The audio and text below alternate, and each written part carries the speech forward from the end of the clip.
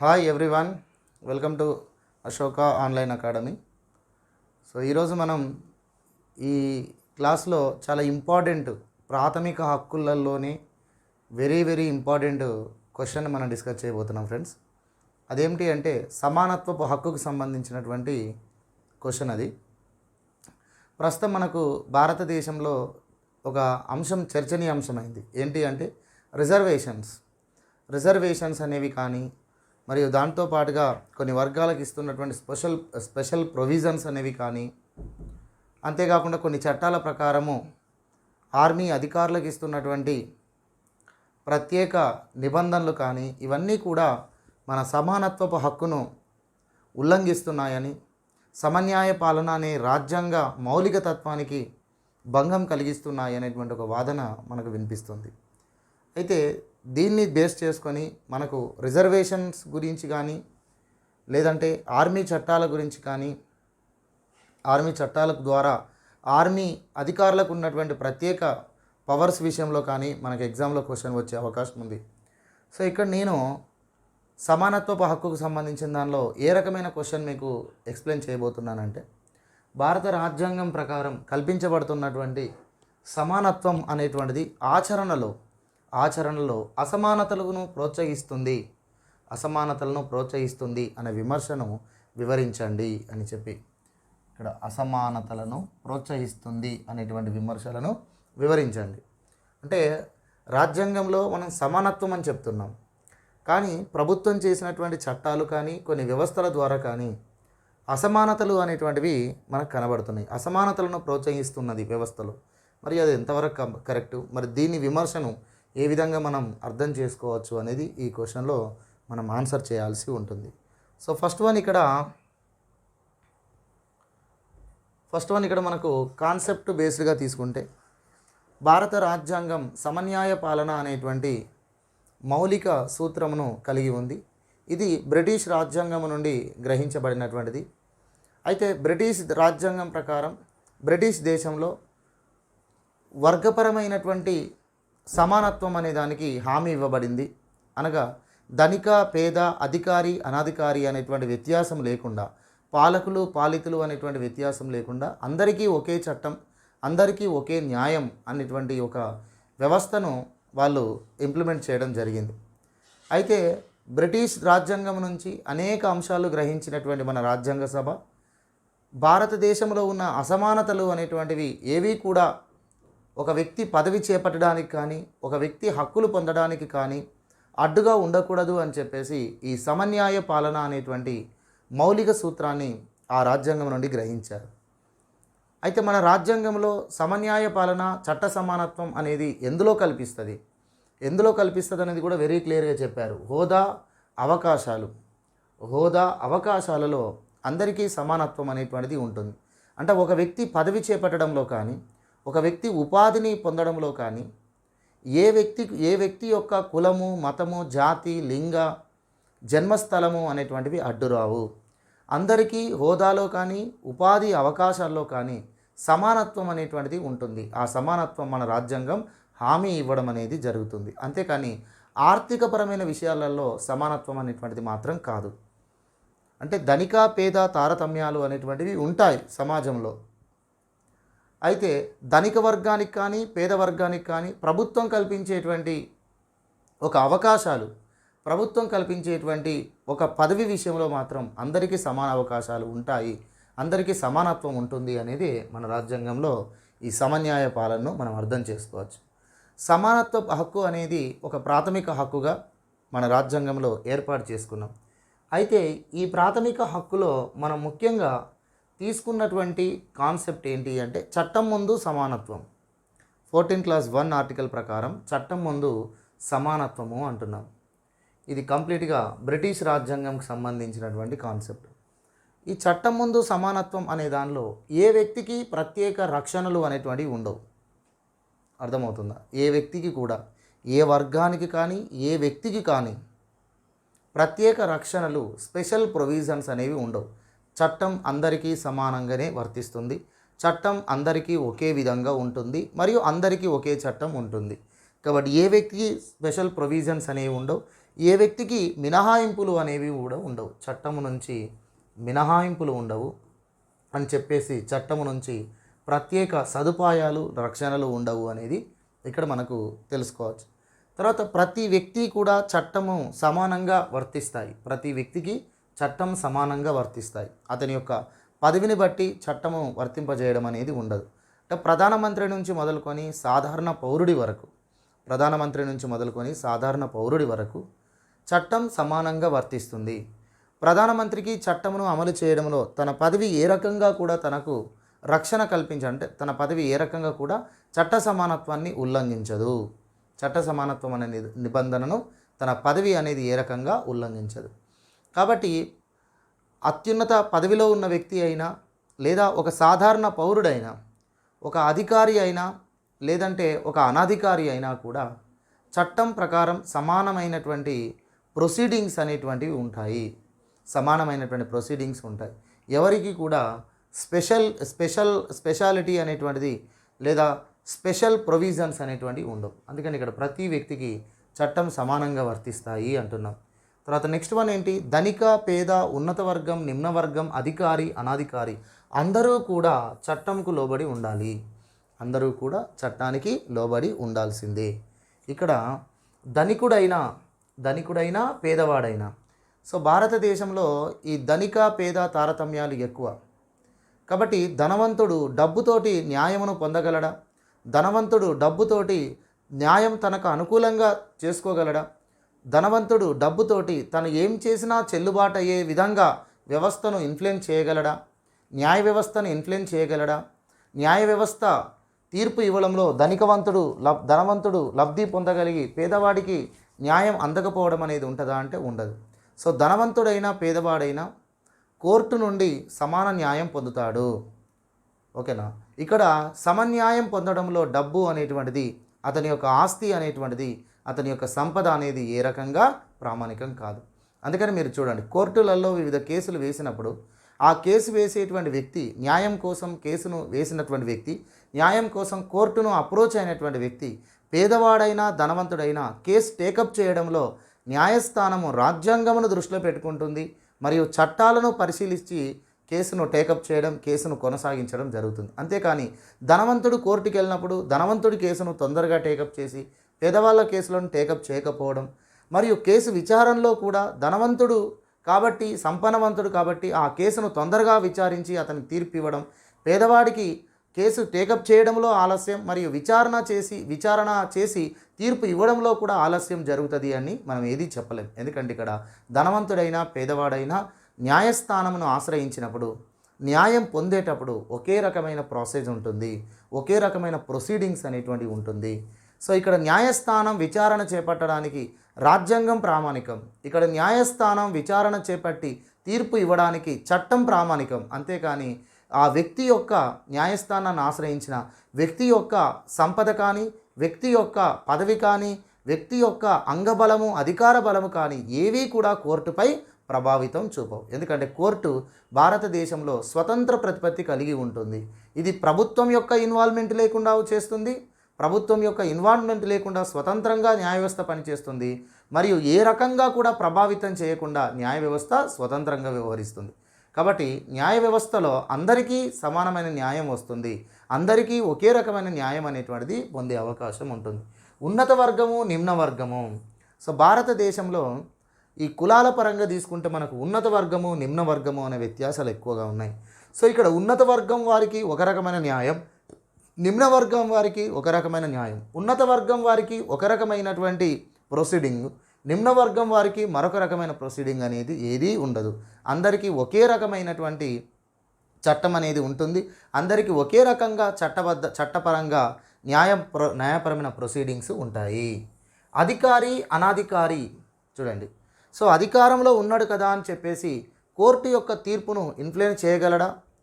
అధికారం లేనటువంటి ఒక సాధారణ వ్యక్తి తను న్యాయం పొందలేకుండా ఉంటాడా అంటే ఉండదు. ఎందుకంటే అధికారి అయినా అనధికారి అయినా, పాలకుడైనా సామాన్యుడైనా చట్టం సమానంగా వర్తిస్తుంది మరియు సమన్యాయము పొందగలుగుతారు. ఇది మన భారత రాజ్యాంగం ప్రకారం భారతదేశంలో అసమానతలతో కూడినటువంటి ఈ సమాజంలో ఈ సమన్యాయమును అందించాలి అనే ఒక మౌలిక అంశమును మెన్షన్ చేశాం. దీని ప్రకారం 299 ఆర్టికల్ సివిల్ సర్వెంట్లపై కూడా దావా వేసే అవకాశం ఉంటుంది. సివిల్ సర్వెంట్స్ అంటే ఐఏఎస్లు కానీ ఐపీఎస్ ఐఎఫ్ఎస్ లాంటి సివిల్ సర్వెంట్స్ ఎవరైతున్నారో, ప్రభుత్వ ఉన్నత అధికారులు ఎవరైతున్నారో, ప్రభుత్వ ఉన్నత అధికారులు చేసేటువంటి చర్యల వల్ల కూడా ప్రజలకు ఏదైనా భంగం కలిగినా, వ్యవస్థకి ఏదైనా భంగం కలిగినా, ఒక వ్యక్తి యొక్క ప్రాణానికి ఆస్తికి నష్టం కలిగినా ఆ సివిల్ సర్వెంటు అధికారం పైన కూడా దావా వేసే అవకాశం మన రాజ్యాంగం కల్పిస్తుంది. ఇది చట్ట సమానత్వము. అంటే చట్టం కింద అందరూ సమానమే, చట్టంకు ఎవరూ మినహాయింపు కాదు అనే విషయాన్ని ఇక్కడ మనం గుర్తుంచుకోవచ్చు. అంటే ఒక ప్రభుత్వ అధికారి, ఒక ఉన్నత స్థాయి అధికారి తనకు అధికారం ఉంది కదా అని చెప్పేసి చట్టమును దుర్వినియోగపరచడానికి వీల్లేదు. తనకు అధికారం ఉంది కదా అని చెప్పి ఒక వ్యక్తి ప్రాణానికి, ఒక వ్యక్తి స్వేచ్ఛకు చట్టవిరుద్ధంగా నష్టం కల్పించడానికి వీల్లేదు. కాబట్టి ప్రభుత్వ అధికారి ద్వారా కూడా ఏదైనా నష్టం కలిగితే ఆ ప్రభుత్వ అధికారిపై కూడా దావా వేసే అధికారం ప్రజలకు ఉంటుంది. ఇది 299 అనేటువంటి ఆర్టికల్ కింద వస్తుంది. అర్థమవుతుంది. ఇప్పుడు మనకు కొన్ని ఎన్కౌంటర్స్ అనేటువంటివి జరుగుతూ ఉంటాయి. అంటే పోలీసు వ్యవస్థ అనేటువంటిది జరిపేటువంటి ఎన్కౌంటర్స్లో కొన్ని ఇలాంటి అలిగేషన్స్ వస్తాయి. అది బూటకు ఎన్కౌంటర్ అని, లొంగిపోయిన వ్యక్తిని చంపేసి అది ఎన్కౌంటర్ అని క్రియేట్ చేశారని, చట్టమును ఉల్లంఘించారని, అధికారమును మిస్యూజ్ చేశారనేటువంటి ఆరోపణలు వస్తాయి. అలాంటి ఆరోపణలు వచ్చినప్పుడు బాధిత వ్యక్తులు కానీ, లేదా న్యాయస్థానం సుమోటోగా కానీ, లేదా పౌర సమాజం ఇన్ఫ్లుయెన్స్ల వల్ల కానీ ఆ ప్రభుత్వ అధికారి అయిన పోలీస్ అధికారులపైన కూడా మనకు కేసు అనేటువంటిది కోర్టులో వేయవచ్చును, మరియు కేసు విచారణ అనేటువంటిది కూడా జరగవచ్చును. ఎగ్జాంపుల్ మనకు దిశకు సంబంధించినటువంటి ఇన్సిడెంటే ఇక్కడ మనం బెటర్గా చెప్పుకోవచ్చు. ఎందుకంటే దిశ ఇన్సిడెంట్లో ప్రభుత్వ వ్యవస్థ అంటే పోలీసులు ఎవరైతే నిందితులుగా కస్టడీలో ఉన్నారో ఆ నిందితులను ఎన్కౌంటర్ చేయడం జరిగింది.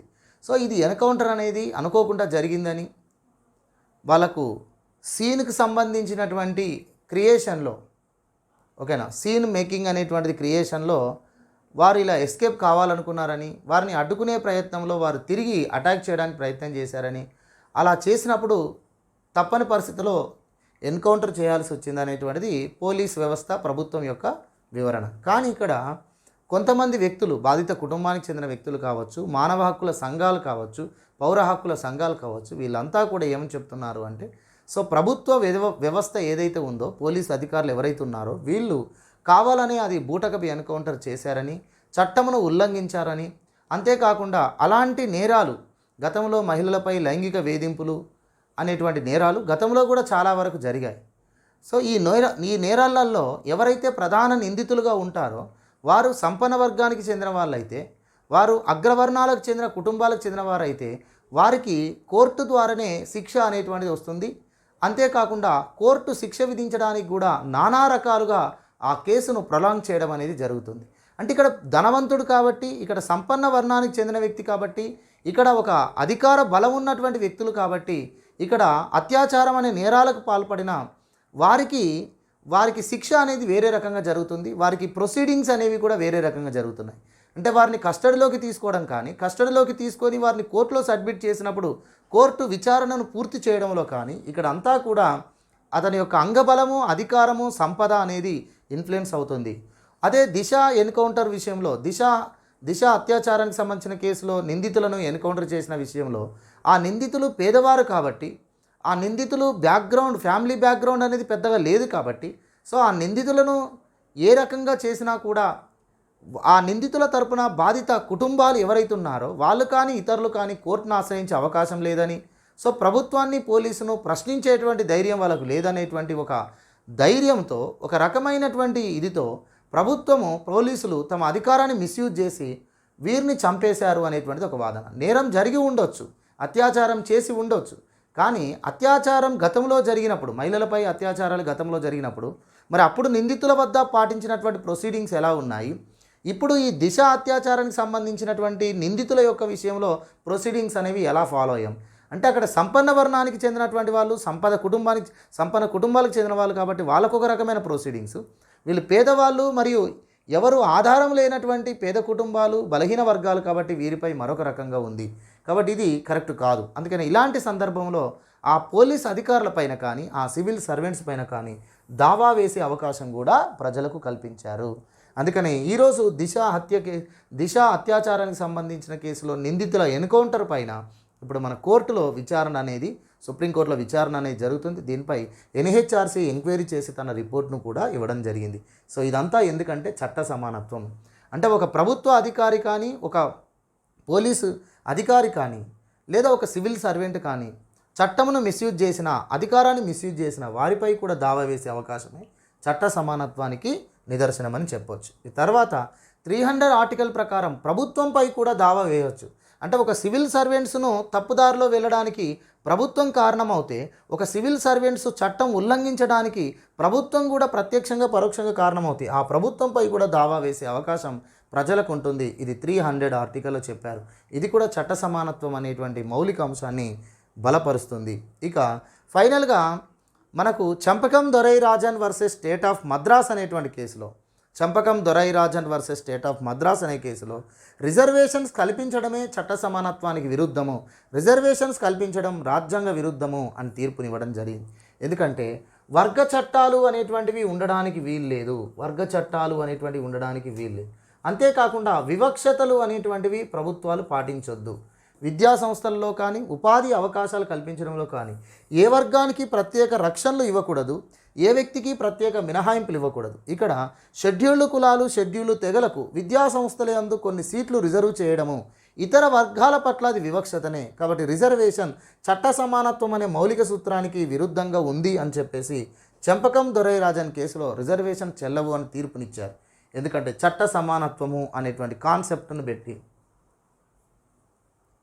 అయితే ఇక్కడ చట్ట సమానత్వం అనేటువంటి ఈ రాజ్యాంగ మౌలిక సూత్రం భారతదేశంలో మరొక సూత్రం ప్రకారం కూడా అమలు చేయబడుతుంది. అదేమిటి అంటే చట్టము ద్వారా సమాన రక్షణ. దీన్ని మనం 14 క్లాస్ 2 అనేటువంటి ఆర్టికల్లో మనం చూడవచ్చు. 14 క్లాస్ 2 అనేటువంటి ఆర్టికల్లో చూడవచ్చు. అంటే చట్ట సమానత్వం అంటే ఏ వర్గానికి ప్రత్యేక రక్షణలు ఉండవు, ఏ వర్గము ప్రత్యేక మినహాయింపులు కలిగి ఉండదు, మరియు ఎవరి పట్ల వివక్షతలు పాటించబడవు, మరియు ఒకే చట్టం ఉండాలి అన్ని వర్గాలకు, ఇది రిజర్వేషన్స్ అనేవి చెల్లవు. చట్టం ద్వారా సమాన రక్షణ అంటే భారతదేశంలో అసమానతలతో కూడిన సమాజం ఉంది కాబట్టి అసమానతలతో కూడినటువంటి వర్గ సమాజంలో అందరికీ సమాన అవకాశాలు కల్పించడం అనేటువంటి మౌలిక సూత్రం చట్టం ద్వారా సమాన రక్షణ ద్వారా సాధ్యమవుతుంది. అంటే అప్పర్ క్లాసెస్, లోయర్ క్లాసెస్, సంపన్న వర్గం వాళ్ళు, బీద వర్గం వాళ్ళు లేదా బలహీన వర్గాలు, పురుషులు మహిళలు అనేటువంటి ఇంత ఇన్ఈక్వాలిటీస్ ఉన్నటువంటి ఈ సొసైటీలో అందరికీ ఈక్వల్ ఆపర్చునిటీస్ కల్పించడం, ఆ ఆపర్చునిటీస్ను అందరూ ఈక్వల్గా పొందేటువంటి పోటీ ఉండడం అనేది సాధ్యం కాదు. కాబట్టి అప్పర్ క్లాస్ వాళ్లకు ఉపాధి అవకాశాలు కల్పించినప్పుడు లోయర్ క్లాసుల వాళ్ళకంటే, పురుషులు మహిళల కంటే, అగ్రవర్ణాల వాళ్ళు నిమ్నవర్ణాల కంటే ఎక్కువగా ఆ ప్రభుత్వం కల్పించేటువంటి అవకాశాలను పొందగలుగుతారు. కాబట్టి ప్రభుత్వం కల్పించేటువంటి అవకాశాలు కానీ ప్రభుత్వం యొక్క హోదా విషయంలో కానీ అన్ని వర్గాల వారు ఈక్వల్ పొందే విధంగా పోటీ ఉండాలి అంటే ఏ వర్గం అయితే నిమ్న వర్గంగా ఉందో, ఏ వర్గం అయితే అణచివేత వర్గంగా ఉందో, ఏ వర్గం అయితే ఇతర వర్గాల కంటే దిగువ స్థాయిలో ఉన్నారో ఆ దిగువ స్థాయిలో ఉన్న వర్గాలను లిఫ్ట్ చేయడం కోసం స్పెషల్ ప్రొవిజన్స్ కల్పించాలి. ఆటోమేటిక్గా ఇలా లిఫ్ట్ చేయడం కోసం స్పెషల్ ప్రొవిజన్స్ కల్పించినప్పుడు సంపన్న వర్గం పైన అది వివక్షత అవుతుంది. ఆ వివక్షత అనేది ఒక ఈక్వాలిటీగా ఉండాలి. అంటే నిమ్న వర్గం వారిని సంపన్న వర్గం వారితో ఈక్వల్ చేయడం కోసము, నిమ్న కులాల వారిని అగ్రకులాల వారితో ఈక్వల్ చేయడం కోసము, పురుషులతో పాటు మహిళలను ఈక్వల్ చేయడం కోసము, ధనవంతులతో పాటు పేదవాళ్ళను ఈక్వల్ చేయడం కోసము, ఈ ఈక్వాలిటీ కోసమే మనం కొన్ని ప్రత్యేక రక్షణలు అనేటువంటివి క్రింది వర్గం వారికి కల్పిస్తున్నాం. అది పై వర్గం వారికి వివక్షత అయినా అది ఒక వర్గాన్ని ఈక్వల్ చేయడం కోసం కల్పించే వివక్షతలు కాబట్టి వాటిని రక్షిత వివక్షతలు అంటారు. వాటిని ప్రొటెక్టివ్ డిస్క్రిమినేషన్స్ అని అంటారు. కాబట్టి ఇక్కడ చట్టం ద్వారా సమాన రక్షణ అనేటువంటి దాన్ని బట్టి చూస్తే వివక్షతలు వెనుకబాటుతనానికి గురైన వర్గాలకు ప్రత్యేక రక్షణలు ఉండవచ్చును. చట్ట సమానత్వం ప్రకారం ఏ వర్గానికి ప్రత్యేక రక్షణలు ఉండకూడదు. కాబట్టి చట్టం ద్వారా సమాన రక్షణ అనేటువంటి మౌలిక సూత్రం ప్రకారం ఏ వర్గం అయితే వివక్షత గురైందో, ఏ వర్గం అయితే క్రింది స్థాయిలో ఉందో ఆ వర్గాన్ని పై వర్గంతో ఈక్వల్ చేయడం కోసం ప్రత్యేక రక్షణలు కల్పించవచ్చు. ఈ ప్రత్యేక రక్షణలు అనేవి చట్ట సమానత్వం అనే మౌలిక సూత్రాన్ని ఏమీ భంగం కలిగించవు. తర్వాత వర్గ చట్టాలు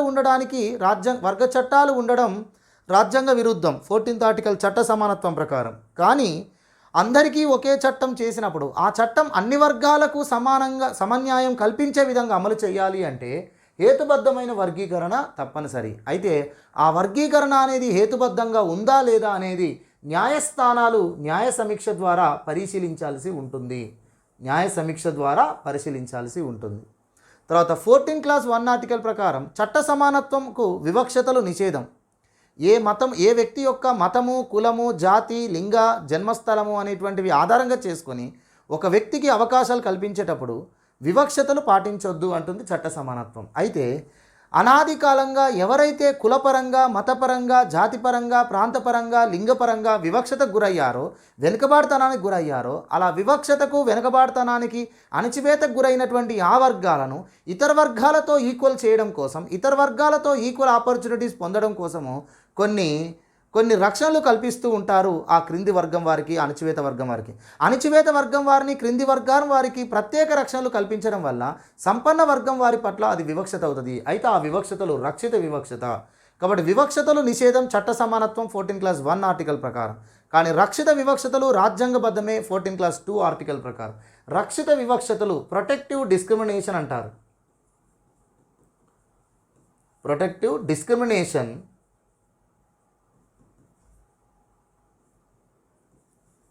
డిస్క్రిమినేషన్స్ అనేవి రాజ్యాంగబద్ధమే. డిస్క్రిమినేషన్స్ అనేటువంటివి రాజ్యాంగ విరుద్ధం. ప్రొటెక్టివ్ డిస్క్రిమినేషన్స్ అనేవి రాజ్యాంగబద్ధం. క్లాస్ లెజిస్లేషన్స్ అనేవి రాజ్యాంగ విరుద్ధం. కానీ రీజనబుల్ క్లాసిఫికేషన్ అనేవి రాజ్యాంగబద్ధమే. అర్థమవుతుందా? సో ఇలా చట్ట సమానత్వం, చట్టం ద్వారా సమాన రక్షణ అనే ఈ 2 మౌలిక సూత్రాల ప్రకారం సమన్యాయ పాలన అనేటువంటిది మన రాజ్యాంగంలో అమలు చేయబడుతుంది. కాబట్టి చట్ట సమానత్వం ప్రకారం రిజర్వేషన్స్ రాజ్యాంగ విరుద్ధము అన్నాం చెంపకం దొరైరాజన్ కేసులో. కానీ అదే చట్టము ద్వారా సమాన రక్షణ అనే కాన్సెప్ట్ ప్రకారం రిజర్వేషన్స్ రాజ్యాంగబద్ధమే. ఎందుకంటే ఏ వర్గం అయితే వెనుకబాటుతనానికి గురైందో, ఏ వర్గం అయితే వివక్షతకు గురైందో, ఆ వివక్షతకు గురైన, వెనుకబాటుతనంకు గురైనటువంటి వర్గమును ఇతర వర్గాలతో సమాన ఉపాధి అవకాశాలు పొందడం కోసము రిజర్వేషన్ కల్పిస్తున్నాం. ఈ రిజర్వేషన్ అనేది సమన్యాయం కోసమే, ఈ రిజర్వేషన్ అనేది సమాన అవకాశాలు పొందడం కోసమే. కాబట్టి రిజర్వేషన్స్ రాజ్యాంగబద్ధమే చట్టము ద్వారా సమాన రక్షణ అనే మౌలిక సూత్రం ప్రకారం. సో ఇక్కడ Nagaraju versus union of India 2000 కేసులో సుప్రీంకోర్టు ఇదే చెప్పింది. ఏమని అంటే రిజర్వేషన్స్ అనేవి రాజ్యాంగ మౌలిక స్వరూపమైన చట్ట సమానత్వమును ఉల్లంఘించట్లేదు. కాబట్టి రిజర్వేషన్స్ రాజ్యాంగబద్ధమే అని చెప్పేసి సుప్రీంకోర్టు తీర్పు చెప్తుంది. అంతేకాకుండా ప్రమోషన్స్లో కూడా రిజర్వేషన్ పొందడం, ప్రభుత్వ ఉద్యోగాల్లో రిజర్వేషన్ కల్పించడం రాజ్యాంగబద్ధమే. ప్రభుత్వ ఉద్యోగాల ప్రమోషన్స్లో కూడా కొన్ని వర్గాల వారికి సముచితమైన ప్రాతినిధ్యం లేకుంటే రిజర్వేషన్ కల్పించడం కూడా రాజ్యాంగబద్ధమే. అయితే ఉద్యోగాలలో రిజర్వేషన్ అణచివేత వర్గాలకు, వివక్షతకు గురైన వర్గాలకు కల్పించడం అదొక ప్రాథమిక హక్కు చట్ట సమానత్వం అనే మౌలిక సూత్రం ప్రకారం. ప్రమోషన్స్లో అణగారిన వర్గాలకు రిజర్వేషన్ కల్పించడం అనేది మాత్రం ఒక హక్కు కాదు, ఒక అవకాశం. అది పూర్తిగా ప్రభుత్వం యొక్క చిత్తశుద్ధిపై ఆధారపడి ఉంటుంది అని చెప్పారు. సో మరొకసారి చెప్తున్నాను, నాగరాజుకు సంబంధించిన కేసులో సుప్రీంకోర్టు ఏమన్నది, రిజర్వేషన్స్ అనేవి చట్ట సమానత్వానికి విరుద్ధం కాదు. రిజర్వేషన్స్ అనేవి మన చట్ట సమానత్వం అనే రాజ్యాంగ మౌలిక స్వరూపానికి లోబడే ఉంటుంది. కాబట్టి ప్రభుత్వ ఉద్యోగాలలో అన్ని వర్గాలకు సమాన అవకాశాలు కల్పించడం కోసం ఏ వర్గం అయితే వెనుకబాటుతనం గురైందో ఆ వర్గానికి ప్రత్యేక రక్షణలు కల్పించవచ్చును, రిజర్వేషన్ కల్పించవచ్చును. కాబట్టి ఉద్యోగాలలో అణగారిన వర్గాలకు రిజర్వేషన్ పొందడం అనేది హక్కు, సమానత్వ హక్కులో భాగంగా. అయితే ప్రమోషన్స్లో మాత్రం అణగారిన వర్గాలకు రిజర్వేషన్ పొందడం అనేటువంటిది హక్కు మాత్రం కాదు, అది ప్రభుత్వం కల్పించే ఒక అవకాశం మాత్రమే అని చెప్పి ఈ కేసులో సుప్రీంకోర్టు ప్రస్తావించింది. ఇక తర్వాత మరి ఇప్పుడు చట్ట సమానత్వం, చట్టం ద్వారా సమాన రక్షణ ప్రకారం భారత రాజ్యాంగంలో ఈ సమన్యాయ పాలన అనేటువంటిది అమలు చేయబడుతుంది. ఈ సమానత్వపు హక్కు అనేది ఇంప్లిమెంట్ చేయబడుతుంది. అయితే ఒకవైపు సమానత్వపు హక్కు, సమన్యాయ పాలన అనేటువంటి మౌలిక సూత్రాన్ని రాజ్యాంగం ప్రకారం ప్రభుత్వాలు అమలు చేస్తూనే మరొక వైపు కొన్ని చట్టాల ద్వారా, మరొక వైపు రాజ్యాంగంలో కొన్ని నిబంధనల ద్వారా ఆ సమానత్వానికి పూర్తి విరుద్ధంగా అసమానతలు అనేటువంటివి ప్రోత్సహించబడుతున్నాయి. సో ఇక్కడ చట్ట సమానత్వముకు మినహాయింపులను కల్పించడమే అసమానత్వాలు పెరగడానికి కారణమవుతున్నాయి. ఒకవైపు రాజ్యాంగంలో ప్రాథమిక హక్కుల వద్ద సమానత్వపు హక్కు, సమన్యాయ పాలన, అందరికీ ఒకే రకమైనటువంటి వ్యవస్థ ఉండాలి, అందరికీ ఒకే రకమైన న్యాయం ఉండాలి, ఏ వర్గానికి ప్రత్యేక రక్షణలు ఉండకూడదు, ఎవరి పట్ల వివక్షత పాటించరాదు అని చెప్తున్నటువంటి మన రాజ్యాంగంలోని ప్రాథమిక హక్కులైనటువంటి సమానత్వపు హక్కు విషయంలో రాజ్యాంగంలో ఇతర పార్ట్స్ వద్ద, రాజ్యాంగంలో ఇతర ఆర్టికల్స్ వద్ద ఆ సమానత్వపు హక్కుకు విరుద్ధంగా అసమానతలు ప్రోత్సహించే విధంగా నిబంధనలు ఉన్నాయి. అవేమిటంటే 361 అనేటువంటి ఆర్టికల్, 361వ ఆర్టికల్. 361వ ఆర్టికల్ చట్ట సమానత్వం అనే 14వ ఆర్టికల్కు మినహాయింపు అని చెప్పబడుతుంది. ఎవరు మినహాయింపు? రాష్ట్రపతి, గవర్నర్లు. రాష్ట్రపతి, గవర్నర్లు వారి పదవి నిర్వహణలో, వారి విధి నిర్వహణలో తీసుకున్న ఏ చర్యలను కూడా తప్పు పట్టడానికి వీల్లేదు. మరియు రాష్ట్రపతి, గవర్నర్లు చట్ట సమానత్వానికి మినహాయింపు. రాష్ట్రపతి, గవర్నర్ల పైన క్రిమినల్ కేసులు పెట్టడానికి వీల్లేదు. రాష్ట్రపతి, గవర్నర్ల పైన సివిల్ కేసులు వేయాలి అంటే 2 నెలల ముందు నోటీస్ ఇవ్వాలి. మరియు వారి పదవిలో ఉండగా వారిని అరెస్టు చేయడానికి వీల్లేదు. వారిని పదవిలో ఉండగా వారిని ఏ నేరం కింద వారిపై కేసు నమోదు చేయడానికి వీల్లేదు. మరియు వారు పదవిలో తీసుకున్న ఏ చర్యను కూడా నేరంగా భావించడానికి వీల్లేదు అన్నారు. అంటే ఇది కంప్లీట్గా చట్ట సమానత్వం అనే మౌలిక సూత్రాన్ని పూర్తిగా ఉల్లంఘిస్తుంది. ఇలా రాజ్యాంగంలో సమానత్వపు హక్కు అంటూ, మరియు రాజ్యాంగం ప్రకారం ఏ పదవిలో ఉన్నటువంటి వ్యక్తి అయినా, రాజ్యాంగం ప్రకారం ఏ పదవిలో ఉన్నటువంటి వ్యక్తి అయినా, అది అధికారి అయినా అనధికారి అయినా అనే పదం ఇక్కడ వాడడం చూడండి. అధికారి అయినా అనధికారి అయినా, ఉన్నత వర్గం వాళ్ళైనా నిమ్న వర్గం వాళ్ళైనా, పదవిలో ఉన్న వ్యక్తి అయినా పదవిలో లేని వ్యక్తి అయినా, చట్టం ముందు అందరూ సమానులే, అందరికీ ఒకే రకమైన ప్రొసీడింగ్స్ అన్నాం. మరి ఇక్కడ ఏమవుతుంది? రాష్ట్రపతి అనేటువంటి పదవిలో ఉన్న వ్యక్తి, గవర్నర్ అనే పదవిలో ఉన్న వ్యక్తికి మాత్రం చట్టమును మరొక రకంగా అమలు చేయడం జరుగుతుంది. అంటే చట్టం అందరికీ సమానంగా వర్తింపజేయడం అనే నిబంధన, చట్ట సమానత్వం అనే నిబంధన ఈ 361 అనే ఆర్టికల్కు, అది 361 అనే ఆర్టికల్ భంగం కలిగిస్తుంది. చట్ట సమానత్వం అనేటువంటి నిబంధనను 361 అనే ఆర్టికల్ భంగం కలిగించడమే కాకుండా ఇది అసమానతలను ప్రోత్సహిస్తుంది. అంటే రాష్ట్రపతి, గవర్నర్గా పదవిలో ఉన్నటువంటి వ్యక్తులు చట్టముకు అతీతులుగా వ్యవహరించడం, ఇది అసమానతలను ప్రోత్సహించినట్టే. తర్వాత 105 ఆర్టికల్ ప్రకారం పార్లమెంట్ సభ్యులకు ప్రత్యేక సదుపాయాలు. సో పార్లమెంట్ సభ్యులకు ప్రత్యేక సదుపాయాలనే మనం సభా హక్కులు అని అంటాం. ఏమంటాం? సభా హక్కులు అంటాం. ఇక్కడ సభా హక్కుల ప్రకారం, పార్లమెంట్ సభ్యుల యొక్క సభా హక్కుల ప్రకారం పార్లమెంట్ సమావేశాలు జరుగుతున్నప్పుడు ఏ పార్లమెంట్ సభ్యున్ని సివిల్ కేసులో అరెస్టు చేయడానికి వీల్లేదు. సివిల్ కేసులో నోటీసు జారీ చేయడానికి కోర్టులకు అధికారం లేదు. ఒకవేళ క్రిమినల్ కేసులో అరెస్టు చేయాలి అన్న ఒక పార్లమెంట్ సభ్యున్ని, పార్లమెంట్ సమావేశాలు జరుగుతున్నప్పుడు క్రిమినల్ కేసులో అరెస్టు చేయాలి అన్న ఖచ్చితంగా సభాధిపతి యొక్క అనుమతి ఉండాలి. సభాధిపతి యొక్క అనుమతి లేకుండా పార్లమెంట్ సమావేశాలు జరుగుతున్నప్పుడు ఒక పార్లమెంట్ సభ్యున్ని పోలీసులు అరెస్టు చేయడానికి వీల్లేదు. మరియు ఏ కోర్టు కూడా హాజరు కమ్మని, ఏదైనా క్రిమినల్ కేసులో కానీ ఇతర కేసుల్లో కానీ ఒక పార్లమెంట్ సెషన్ జరుగుతున్నప్పుడు ఒక పార్లమెంట్ సభ్యున్ని కోర్టుకు హాజరై వివరణ ఇవ్వాల్సింది అని కోరడానికి వీల్లేదు. అంటే ఇలా పార్లమెంట్ యొక్క స్పెషల్ ప్రివిలైజెస్ ఏదైతే ఉన్నాయో, ఈ ప్రివిలైజెస్ అనేటువంటివి చట్ట సమానత్వం అనే మౌలిక సూత్రానికి విరుద్ధంగా మనకు కనబడుతున్నాయి. ఇక 194 ఆర్టికల్ ప్రకారం శాసనసభ సభ్యులు కూడా ప్రత్యేక సదుపాయాలు కలిగి ఉంటారు. శాసనసభ సభ్యులకు కూడా సభా హక్కులు అనేవి ఉంటాయి. సో శాసనసభ సమావేశాలు జరుగుతున్నప్పుడు ఒక శాసనసభ సభ్యున్ని అరెస్టు చేయడం కానీ, మరియు అతనిపై సివిల్ కేసు పెట్టడం కానీ, సభాధిపతి అనుమతి లేకుండా కస్టడీలోకి తీసుకోవడం కానీ చెల్లదు. ఎందుకంటే శాసనసభ సభ్యుడికి సభా నిర్వహణలో కొన్ని ప్రత్యేక హక్కులను, స్పెషల్ ప్రివిలైజేషన్ కల్పించారు. ఈ స్పెషల్ ప్రివిలైజెస్ అనేటువంటివి ఇవి 14వ ఆర్టికల్ చట్ట సమానత్వం అనే మౌలిక సూత్రాన్ని పూర్తిగా నీరుగారుస్తున్నాయి. తర్వాత 262 ఆర్టికల్ అంతర్రాష్ట్ర నదీ జలాల వివాదాల పరిష్కారాల ట్రిబ్యునల్.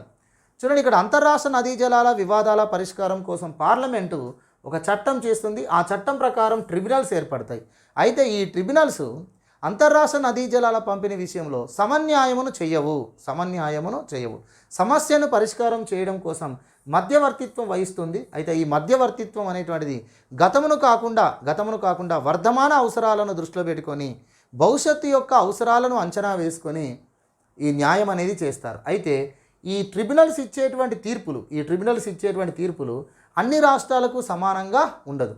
అంటే ఉదాహరణకి ఇప్పుడు కృష్ణానదీ జలాల విషయంలో మహారాష్ట్ర, కర్ణాటక, ఆంధ్రప్రదేశ్, తెలంగాణ కోర్టుకి వెళ్ళినప్పుడు అక్కడ ఏవో కొన్ని రాష్ట్రాలకు మాత్రమే ఫేవర్గా తీర్పు వస్తుంది, ఇతర రాష్ట్రాలకు ఆ నదీ జలాల పంపిణీ విషయంలో కొంత నష్టమే జరుగుతుంది. ఇక అంతేకాకుండా ఒక నదీ జలాల పంపిణీ విషయంలో ట్రిబ్యునల్ ఒక రకంగా తీర్పిస్తుంది, మరొక నదీ జలాల పంపిణీ విషయంలో, నదీ జలాల వివాద పరిష్కార విషయంలో మరొక రకంగా తీర్పు ఇవ్వడం అనేది ఉంటుంది. అంటే ఇక్కడ ట్రిబ్యునల్ అనేటువంటిది సమన్యాయం, సమానత్వం, చట్టం అందరికీ సమానం అనే నిబంధనను వర్తింపజేయట్లేదు.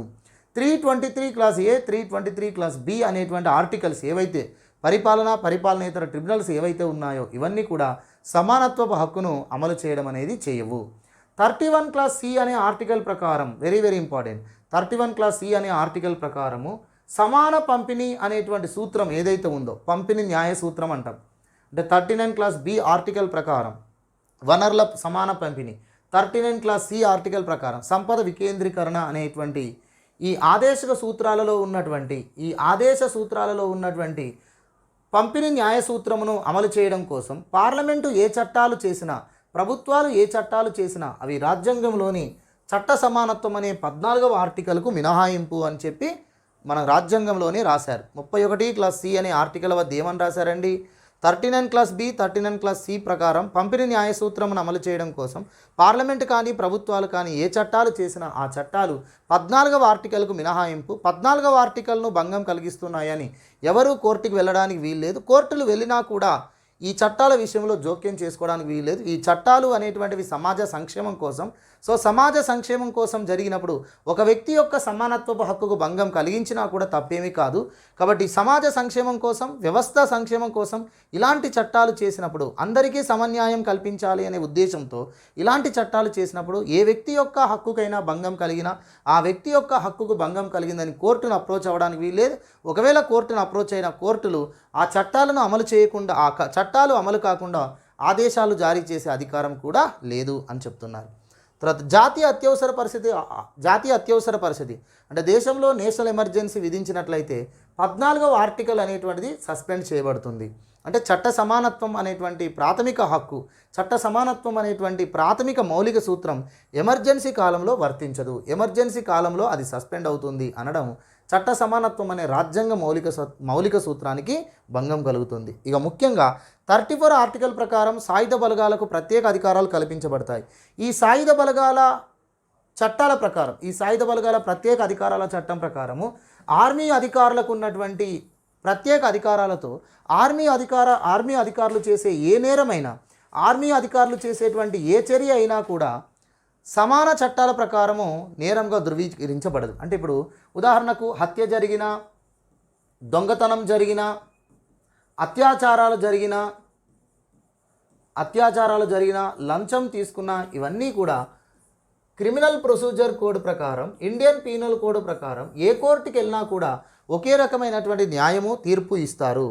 కానీ ఇక్కడ అదే ఆర్మీ చట్టాల ప్రకారం, ఆర్మీ స్పెషల్ పవర్స్ యాక్ట్ ప్రకారం ఆర్మీ అధికారులు ఏదైనా చర్యకు పాల్పడితే ఆ చర్య హత్య అయినా కూడా, ఆ చర్య ఒక రకమైనటువంటి వేధింపులైనా కూడా అప్పుడు ఈ చట్టాల ప్రకారం వారికి విచారించడానికి వీల్లేదు, ఈ చట్టాల ప్రకారం వారికి శిక్షలు విధించడానికి వీల్లేదు. ఎందుకంటే వారికి ప్రత్యేకమైనటువంటి మార్షల్ కోడ్స్ అనేవి ఉంటాయి, ఈ మార్షల్ కోడ్స్లో వారు చేసేటువంటి నేరాలకు ప్రత్యేకమైనటువంటి ఆర్మీ చట్టాల ప్రకారం విచారణ జరిసి శిక్ష ఉంటుంది.